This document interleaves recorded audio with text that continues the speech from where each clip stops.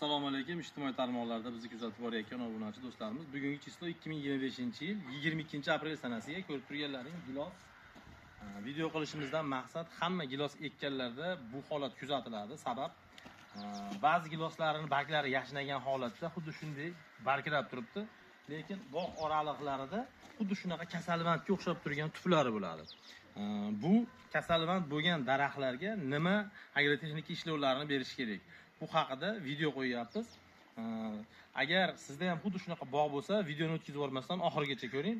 Bu daraxt kasallanib qolgan holat bo'ladi. Bunda kasallanish 10 xilgacha bo'lishi mumkin. Buni bartaraf qilishning yagona yo'li kesish usulidan foydalanadi. Daraxt 50-50 ishlaydi, yo ko'klab ketadi yoki qurib qoladi. Lekin bu holatda qolsa daraxt aniq qurib qoladi. Buni kesish uchun daraxtni hozirgi kunda juda ko'pchilik tashlayapti, bargi mayda bo'lib qolyapti, nima qilamiz deyapti. Daraxtni teng yarim qismini olib tashlanadi.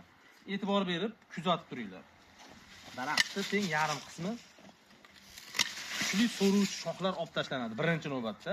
Sabab daraxt quvvatni mayda shoxlarga berish uchun. Endi bu bilan to'xtalib qolmasdan mayda shoxlar ham teng yarimidan olib tashlanadi.